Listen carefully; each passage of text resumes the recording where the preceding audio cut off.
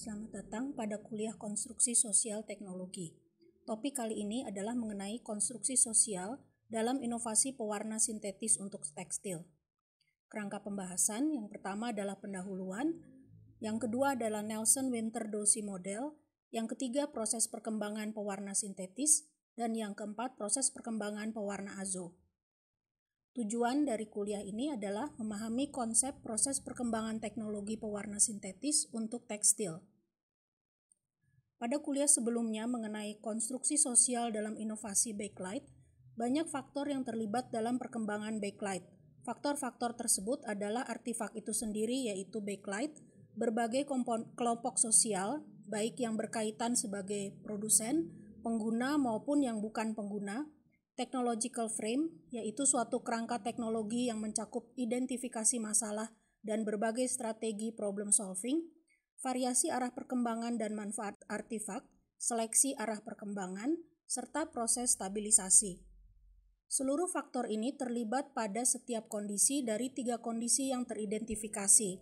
Pada kondisi pertama, di mana tidak ada satupun kelompok sosial yang dominan dalam technological frame. Pada kondisi yang kedua, di mana ada satu kelompok sosial yang dominan dalam technological frame. Dan pada kondisi yang ketiga, di mana terdapat 2 atau lebih kelompok sosial dengan technological frame yang jelas, berusaha mendominasi perkembangan artefak. Technological frame adalah suatu konsep yang dapat diaplikasikan oleh berbagai kelompok sosial, tidak hanya kelompok engineer, dan technological frame adalah suatu konsep interaktif. Perkembangan suatu artefak bisa melalui kondisi yang mana saja dan dapat juga melalui beberapa kondisi dalam perkembangannya, sehingga konsep ini dapat berkaitan dengan berbagai studi kasus. Pada topik kuliah kali ini akan dijelaskan mengenai konsep lain dalam konstruksi sosial teknologi suatu artefak. Konsep ini dikembangkan oleh Nelson, Winter, dan Doshi dan disebut dengan model Nelson-Winter-Doshi. Dasar konsep mereka sebenarnya juga serupa dengan konsep sebelumnya, yaitu lebih kepada perubahan sifat teknologi dalam perkembangan suatu artefak dibandingkan perkembangan artefak dengan tujuan analisis ekonomi. Namun konsep Nelson-Winter-Doshi ini menarik untuk para ahli ekonomi. Mereka melihat bahwa perusahaan merupakan suatu kelompok sosial yang mengedepankan kemampuan individu untuk melakukan berbagai kegiatan dan menentukan kegiatan apa yang perlu dilakukan. Kemampuan individu ini akan terekspos ke lingkungan secara tidak langsung, biasanya akibat adanya kompetisi antar perusahaan. Kualitas luaran suatu kemampuan individu ditentukan oleh pasar dan kebijakan pemerintah untuk menyeleksi kemampuan individu yang mana yang dapat dimanfaatkan secara luas dalam populasi perusahaan. Evolusi ekonomi dan teknologi dapat memunculkan inovasi. Karena aktivitas inovasi merupakan suatu kegiatan problem solving dan self-discovery, maka kegiatan inovasi ini sudah terpola dalam kemampuan individu. Namun tidak berarti bahwa hasil suatu kegiatan inovasi sudah dapat diprediksi. Kemampuan individu dapat melakukan modifikasi terhadap suatu aktivitas inovasi atau bahkan menghasilkan suatu inovasi yang benar-benar baru.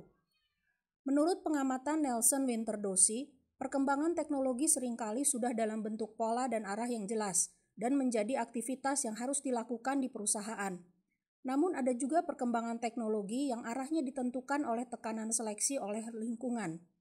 Arah perkembangan yang kedua ini dianggap lebih baik karena adanya kelompok sosial di luar perusahaan yang ikut terlibat, sehingga hasil kegiatan inovasi merupakan hasil seleksi bebas dari sejumlah besar kemungkinan arah perkembangan yang dimungkinkan oleh sains, melibatkan proses kombinasi kreatif dan sintesis. Interaksi dengan lingkungan yang berperan dalam seleksi arah perkembangan teknologi memberikan panduan yang lebih jelas terhadap aktivitas self-discovery dan respons terhadap bottleneck yang terjadi pada sistem proses yang berkaitan. Munculnya panduan yang jelas ini dapat terjadi secara luas pada berbagai perkembangan teknologi. Analisis terhadap industri pewarna sintetis yang akan dibahas setelah ini memperlihatkan bahwa pengaruh oleh berbagai jaringan kelompok sosial terhadap seleksi oleh lingkungan akan membentuk interaksi antara arah perkembangan dan proses seleksi oleh lingkungan. Sebelum adanya pewarna sintetis, tekstil diwarnai dan diprint dengan pewarna yang diperoleh dari hasil isolasi sumber alam. seperti akar tanaman Rubia tinctorum, daun tanaman Indigofera tinctoria, dan berbagai jenis pewarna dari kayu. Aplikasi pewarna alam umumnya memerlukan serangkaian proses kimia yang kompleks. Misalnya pada pewarnaan menggunakan alizarin dari akar tanaman Rubia tinctorum, untuk mendapatkan nuansa warna yang tepat, diperlukan penggunaan mordan, yaitu senyawa kimia yang berfungsi sebagai pengikat warna atau fiksatif. Tenaga ahli yang melakukan proses pewarnaan ini adalah sekelompok profesional yang disebut colorist, yang merupakan tulang punggung pabrik tekstil dan mempunyai status yang tinggi. Ketika ditemukan pewarna sintetis, peran dan kompetensi colorist profesional berubah menjadi kelompok yang memimpin pusat inovasi pengembangan industri pewarna sintetis.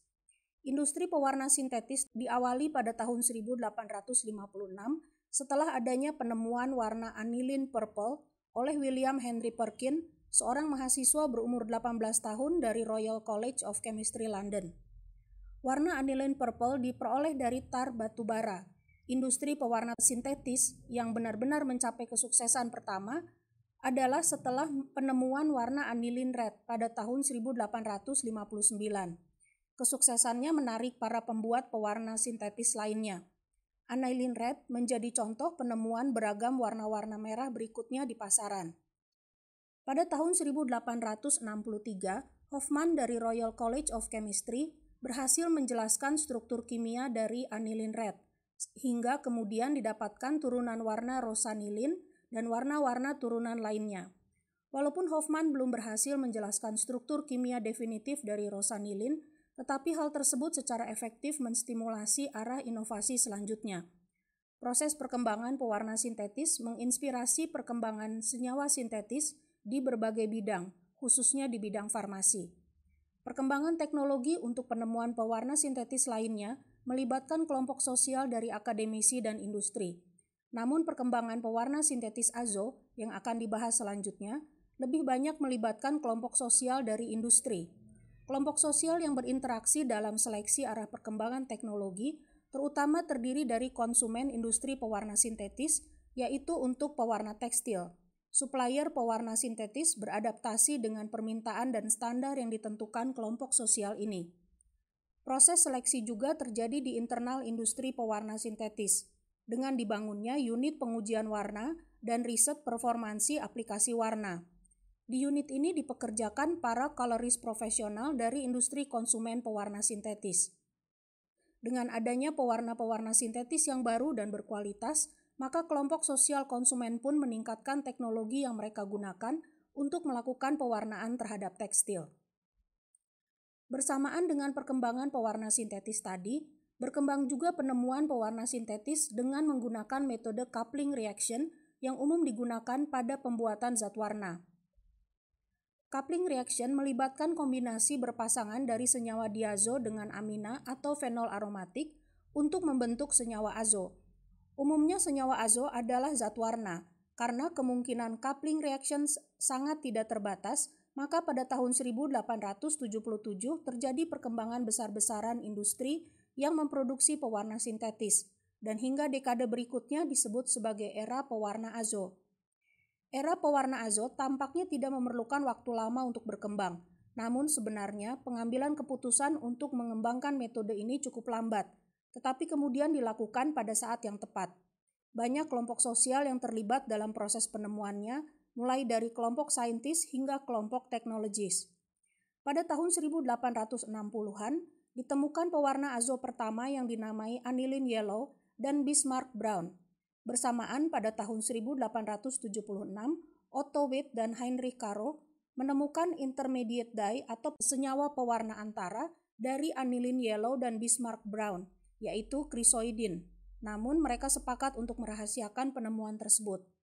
Pada periode waktu yang sama juga, Rosen menemukan pewarna azo yang dibuat dengan mereaksikan reaktan sulfonat dari naftalen.